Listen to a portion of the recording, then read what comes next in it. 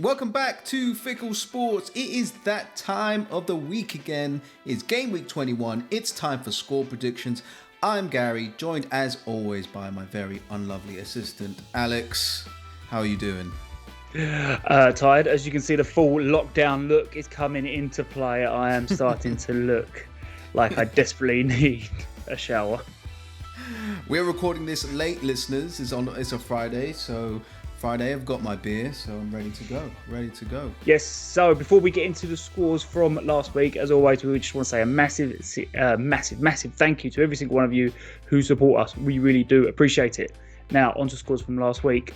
I got a grand total of 8, whereas Gary, he got a grand total of 4. It's pitiful, which take the scores for the month to 28 against 14. Yes, you cashed all your checks in for the voodoo this week by predicting those nil-nils. It happened. Well, it's funny you say this, right? Because I'm about to announce the winner from our supporters' predictions, right? And Hayden White got a grand total of 8 with 2 perfect scores, right? It's a very impressive result. Very well done. I want to congratulate him again. Do you know why? He successfully predicted the Sheffield United result. That is wild. That is wild. Hayden White, if you could just let me know either A, what you're smoking, or B, what the lottery numbers are for next week, that would be brilliant. First game's up is Everton versus Newcastle. And Everton, fucking hell. I knew James Rodriguez had a magical left foot, but I was not expecting him to pack that much heat with his right foot. That is some ridiculous goal that he scored. And I think, who was it? It was Fofana for Leicester City. I think the defender did everything that he was told to do with the James. Stand him up and make sure he doesn't go on his left. But James went on his right and absolutely made Leicester City pay for that, and that was great.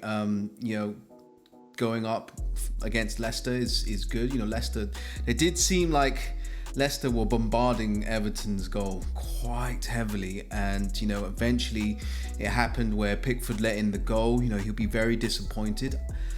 Like, I don't know, maybe I've played too much five-a-side football, but I feel with that shot, he should have just gone with his feet instead. I mean, like, he had a long way to travel, going right down and trying to save with his right hand, and I just thought, yeah, just use your feet, you would have saved it. But I don't know the fundamentals of being a goalkeeper as much as Jordan Pickford, let's say. But yeah, it was. I'd say Everton are the happier of the two sets of fans to take a point. At home is not great, but against the Leicester City team that are bang on form and playing some really good stuff, I think he'll be happy with the point. I don't know.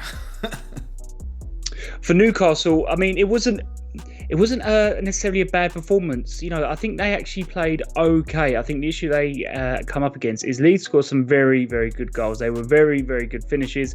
I did wonder I did rewatch the Harrison goal quite a bit and wondered if the goalkeeper should maybe have done better. But the more I watched it, I just thought, no, it come at him so quick. It was a really difficult goal to try and stop. And Newcastle had their chances. It wasn't the Newcastle we've seen over the last few games haven't been playing very well at all. And this game, if anything, might even take a little bit of pressure. And there is a lot of pressure at the moment on Steve Bruce. Yeah. I think, but this is the thing though. Once you get into that bad rut of games, a game where you maybe play okay, like they did against Leeds, you don't get the result that you maybe deserve. I think this might be the beginning of the end of Steve Bruce. What do you think, Gary? Yeah, he's well, Newcastle fans wanted him out like 3 or 4 games ago, and he continues to lose. And it's results at the end of the day. Yeah, there were chances against Leeds, but still not enough to deserve a point or get something from this game for me. What's your prediction for this one?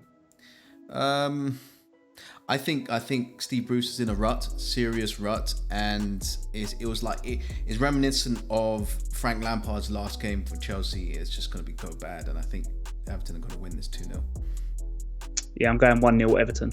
Next game is Crystal Palace versus Wolves, and it's taking place at 3 p.m. at Selhurst Park. Now, in the last game for Crystal Palace, they took that 3-2 loss to West Ham. And it could have been quite different. They got that early goal by Zaha, and it was a very, very good goal, quick beat fleet by Zaha. And then I was going to be harsh with Palace, but I actually think the next 2 goals that they conceded were actually just very good goals. There was very little they could do to stop them conceding them. But then for the Dawson header, I do think they should have defended a little bit better. I mean, he did absolutely salmon it in. He could have taken out any one of either the Palace or the West Ham players, but I still think, especially when you think of the defenders, they have got very strong defenders in Cahill and Kalute. They should have done a lot better. And then unfortunately, they scored another great goal with the Batshuayi goal, but it was too little too late. And I think, unfortunately for Palace fans, I do think West Ham deserved their win. For Wolves, I felt Wolves did a good job in the end. It's a difficult situation. 2 points from the last 18 before going to Chelsea, and dealing with the new manager bounce. Tuchel, I don't know how to pronounce it. All the Chelsea players were probably very motivated to give a first win for their new manager, and you don't want to be the team that give them the bounce straight away. And Wolves ideally wanted to face one more Chelsea team with Frank Lampard in charge, but it wasn't to be. It was quite frustrating for Wolves. They had to remain disciplined for the entire game. They conceded a lot of possession. Chelsea held the ball very well, but in the end, Wolves could have won that game. Neto was in on goal, and I don't know why. I haven't seen that finish for a goal like that. I mean, he tried to scoop it. It seems like he tried to scoop it into orbit. How high. It kind of looks like, when you try and scoop the ball up to set yourself up for a volley in like 60 seconds, like that's the type of finish that he did. If he chipped it normally, I felt like he probably would have scored that. But yeah, frustrating, but take the point and move on, I guess. Chelsea are a talented squad. What can you do? Yeah, I definitely think Wolves can take the positives out of this game. What's your prediction for this one? Both teams struggling. I'm gonna to the side of the home side. I'm going Crystal Palace 2-1. Oh, I'm going 0-0.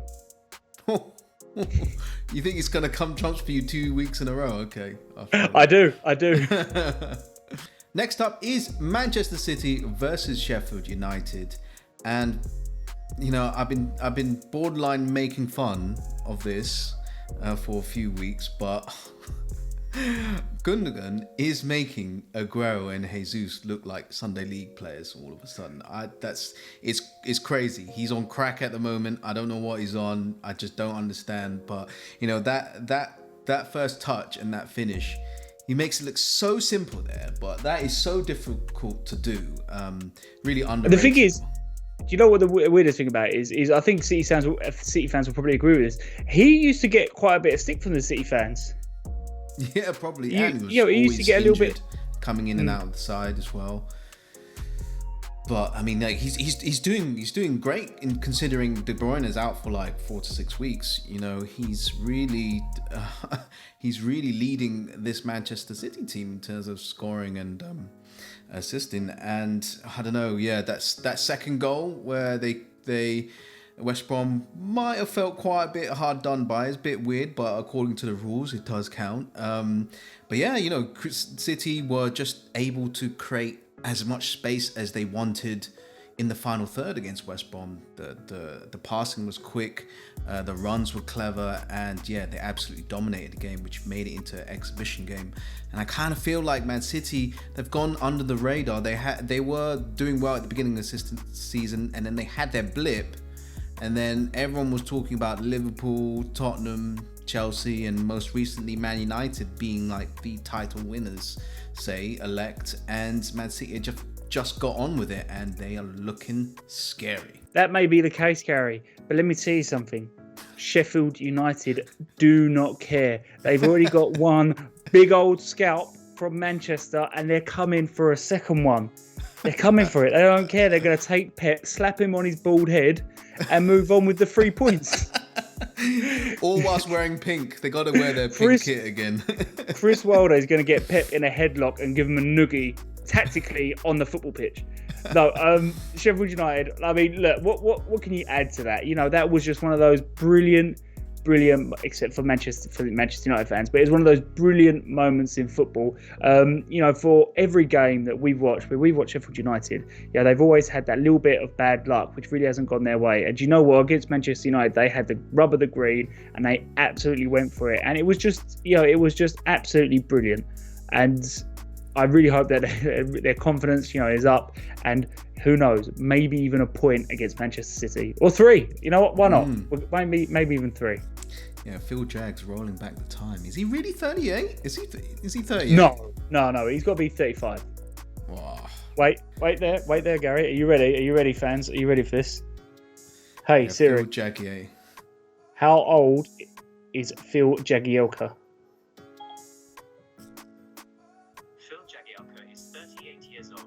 See? Holy shitballs. You know what? I'm good with footballers' ages. That is a shock. 38. Yeah. Score prediction. Do I go for... back them. The way you defended them, you got to back them. 3-1 Manchester City. There you go.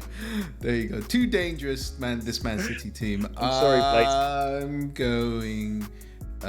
I'm just going for a 2-0, actually. Just 2-0. Next up is West Brom versus Fulham, and it is taking place at the Hawthorns. Now, it seems unofficially, over here at Fickle Salts, what we like to do, because we know how much it hurts when your team not only loses, but loses bad, we seem to just do light touches when teams get mullered for the fans, so they don't have to sit and listen to kind of how badly their teams played. So we're gonna. This was bad. It was quite bad, West Brom fans. We'll quickly gloss over it. I just want to say to them, though, they were a little bit unlucky, I felt, with that offside decision. I do feel that most other players would stop playing, and it was very cruel to have a look at that. Well, half the players did stop playing. Yeah, but I mean, most players would stop playing, not just West, but I think any team would stop playing as soon as the flag is raised. So I think it was a cruel decision. I get it, that's the rules, but it was very cruel on West Brom, and that's all I'm going to say. I'm going to keep it short for you guys. But it shows you should do what you were taught when you were a youngster. Play to the whistle every time. They always kept shouting that. Yeah, but how different is the flag to the whistle? You know what I mean? That's why it's cruel. Yeah, that's true.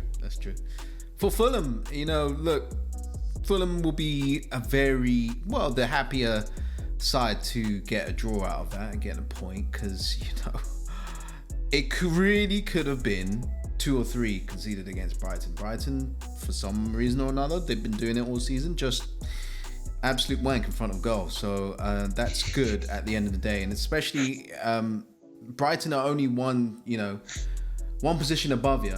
And at the end of the day, like, going away in like sort of a relegation 6-pointer, you just can't lose. And they managed to avoid that, which is good. But, Loftus-Cheek right at the end again. I didn't have a pen to throw at the TV. My Loftus-Cheek pen is somewhere else, but Loftus-Cheek really should have finished that. That could have been 4 points against Brighton and Man United. He could have helped you with, but no, too many draws. Gary, I have 2 questions for you. I'm really sorry. 1, have you ever used the term absolute wank before? I feel that's the first for you. Secondly, is that pen where I think it is? Because if it is, then you really shouldn't be disclosing this on YouTube. No comment. It's been used. I'll just say that. What's your predictions for this one? Sort of another relegation 6-pointer away as well. I'm just going to go for a 1-1. I'm going to go for a 1-1. Oh, I'm going 1-0 Fulham.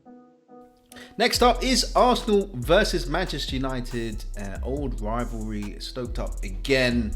Arsenal were a bit under pressure against Southampton, the identical fixtures in the FA Cup, and, changing the lineup. A lot of fans, were critical of Mikel Arteta for throwing away the cup. So he was under pressure to get this right, and you were thinking, oh dear, like, conceding a goal in the first 5 minutes, is it going to be deja vu all over again? It was actually a lovely strike by Armstrong. How many times you see the ball come in and then catching that ball on the half volley, I felt like we were a bit unlucky there, although we defended it badly. But Arsenal, pressing Southampton, they were really positive. They forced Southampton into so many mistakes, and yeah, they were really positive, and it didn't feel like Arsenal were ever going to lose that. I don't know, maybe that was just me, but I just saw from the team how energized they were, that I didn't think we were going to lose that game. And, you know, we had good goals from Pepe, you know, finally. I think Arsenal fans are desperate for him to start scoring and assisting, and he has a chance now with Aubameyang being out. And that kid, Bukayo Saka, who is just, he's in Arsenal fans' eyes, just turning into a real gem, you know, because I think, you know, a player from the academy and who is starting to provide with so much end product at such a young age, you know, it's something to be really excited for. And yeah, Arsenal had to get this right. They got it right, and they got a big game against Man United coming up. I think you're absolutely right, Gary, and this is a massive game. And for Manchester United, whereas Arsenal seem to have good prep in that win over Southampton, as we touched on a little bit earlier, the prep for Manchester United was not great after suffering that loss to Sheffield United.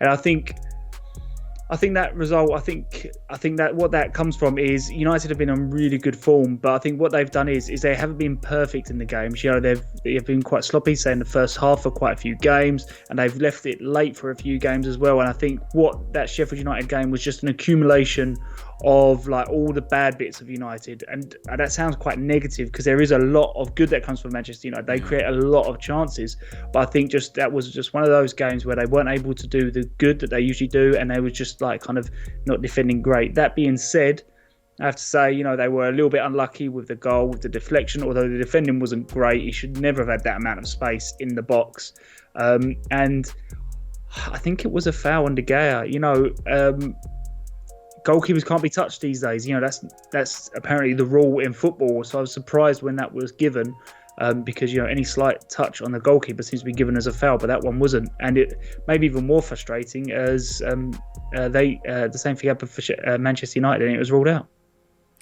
Yeah, it is quite frustrating, but you know, I feel like the context of this game is quite damaging. You know, just the worst team in the Premier League historically by points comes to Manchester United and win and really halt the tracks of United's title bid. Let me say this: if you want to win the title, okay, you need to be creating more chances than they did against Sheffield United. I do think they were unlucky, but you know, Manchester United fans should expect more from that team. What's your prediction for this one? I think Arsenal. Oh God, I'm going to jinx this right now. Arsenal are going to win 2-1. I'm going to say no reasons. I just feel like Manchester United might be reeling from this one. This is what I'm going to do, Gary, for this position. I'm going to do what you did to my team in the last one, and I'm going to tell you that counter jinx. I'm going to tell you that it's the perfect time for Arsenal to be playing this Manchester United team, looking at the way they're both playing at the moment, and that Arsenal are going to win 3-2. I'm happy for your confidence in my team. Thank you. Next up is Southampton versus Aston Villa, and it's taking place at St Mary's. Now, for Southampton, they scored that first brilliant goal. I know you just touched on it, Gary, but I just want to add, it was absolutely fantastic bit of technique. And I certainly thought to myself, and I imagine a lot of the people watching the game probably thought to themselves, well, this might just end up being a carbon copy from the FA Cup game. Alas, it wasn't to be. And for Southampton, I have to say, it wasn't necessarily because they were bad. It's just that Arsenal went through the gears and they were just absolutely piling on the pressure. They were pressurising Southampton really well, kept on winning the ball in Southampton's half. And I don't think Southampton could deal with Arsenal. And in the end, that's where they got the goals from. It was through that kind of pressure and really pressing that Southampton back line. And I have to say, I think when it comes down to it, I do think Arsenal deserved their win. Aston Villa, you know...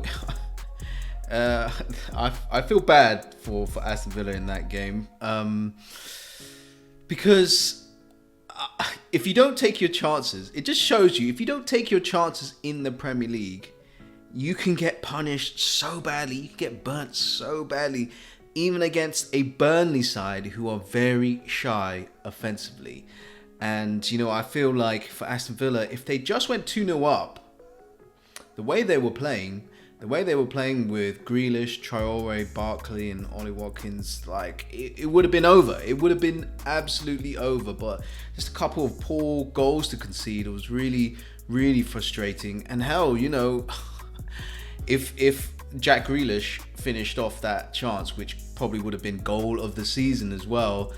Man, we could be talking about Aston Villa very differently today, but yeah, Burnley, yeah, they, as good as Traore was offensively, he was quite poor coming back defensively. And I can't remember, is it O'Neill from Burnley? He was putting in some lovely crosses and attacking down that left, and it was a real problem for Aston Villa. And yeah, I don't know what the XG was for Aston Villa. It could have been like 3 or 4, might have been ridiculous, but yeah, they're gonna have to lick their wounds here and just go back to the drawing board and how to defend. I think the XG for that game was 2.53. That's pretty high. That is pretty high. And you know, Aston Villa have a very good defensive record this season as well, so it's surprising. What's your prediction for this one? Difficult. The style of play is a bit similar, but I'm going Aston Villa with this one because just the way I saw them play offensively, I prefer them. So I'm going 3-2 Aston Villa. Ooh, I'm going 1-0 Villa. Next up is Chelsea versus Burnley, and the very first game for the Tuchel era. I'm not sure how to pronounce that again. Still, Gary, you've got to know that for the next game week. Come on, we're professional. I need to hear it. a bit more. The German language is not really my mother tongue, so what can I do? But yeah, didn't get to talk about Frank Lampard, unfortunately. But I think he'll be glad that no one can Photoshop his face after a loss. It's a shame. Chelsea legend. What can you do?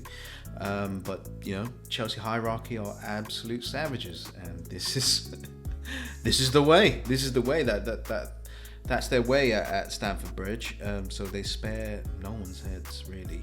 But that game against Wolves, I guess when I watched it, I actually thought Chelsea played some good stuff. You know, absolutely dominated the ball.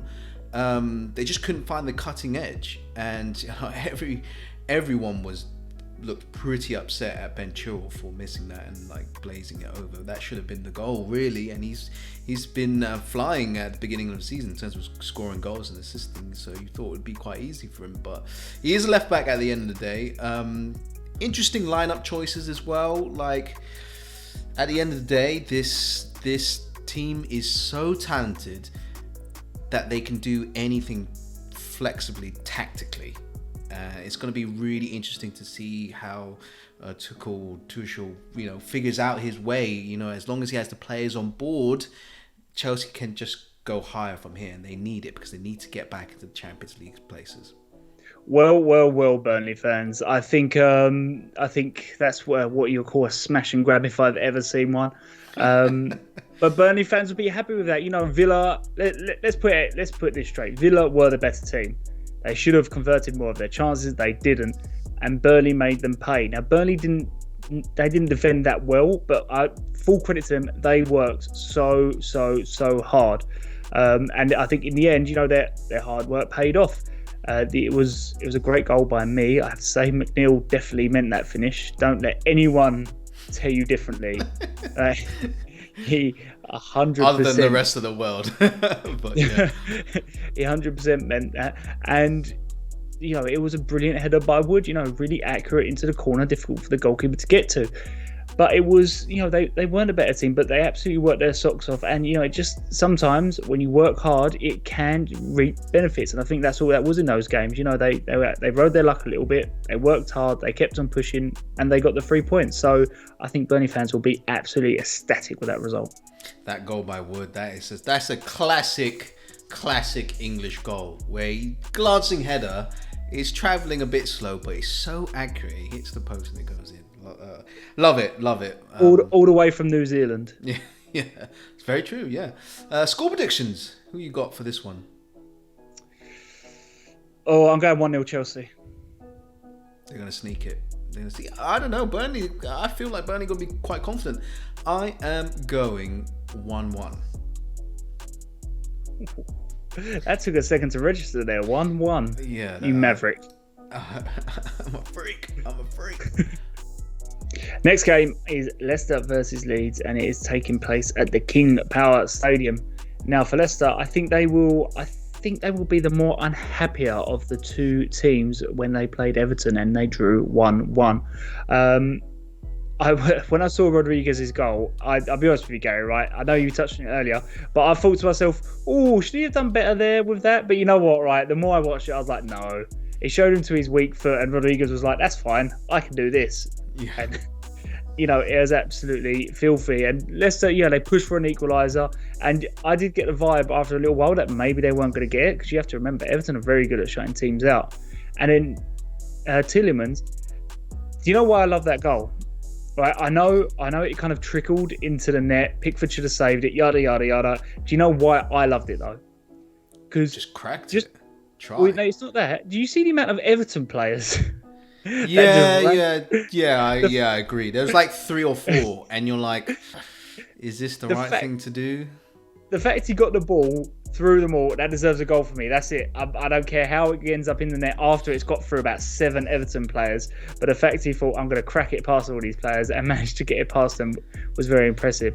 But we'll get back to actually how the game played out. As I say, I think Leicester were just about the better team and probably be the unhappier of the two. But I'll be hoping to make amends against this Leeds team. For Leeds, Leeds absolutely had to win that game.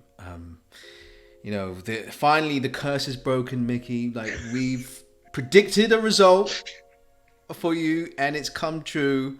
Long may that continue, hopefully, for us 3. But yeah, Leeds had to win that game. I think you got lame duck in Newcastle, who are absolutely the worst team in the league currently, form-wise, right? And yeah, I felt Leeds just had to go there. Play to your capabilities and get the result. Doesn't matter, because I know a lot of Leeds fans have been worrying a little bit about the form recently going into this game, and before Leeds won their previous 2 games, they were in a rough patch as well, so it was kind of going on the decline. But hopefully, I think this win was also important for the fact that they've got Leicester coming up, right? And like, if Leeds lost or drew this game against Newcastle, who are really terrible at the moment, the mood would be completely different against the Leicester team, which is bang on form. They're playing well, and they kind of needed this. And it was good to see Leeds, pounce and put the pressure on Newcastle. That first goal, making Newcastle look silly and forcing them into mistakes in their own half, and that Harrison goal. What a beauty. Like, Alex thought maybe the goalkeeper should be at blame there, but the way the volley, swerved outside of the post and just crept in at the last second, yes, it's a great goal. What's your prediction for this one? I am under a lot of pressure here. Unfortunately, I'm going Leicester 2, Leeds 1. I'm sorry. I'm really sorry. Send a hit squad, Mickey. He's going to send a pig's head to your front door, to your house. I'm going 3-2 Leicester. Let's move on quick. Next up is West Ham versus Liverpool, and I've got to say, I'm very impressed with West Ham United right now. Wow, I'm laughing because I just find that Souček goal absolutely hilarious.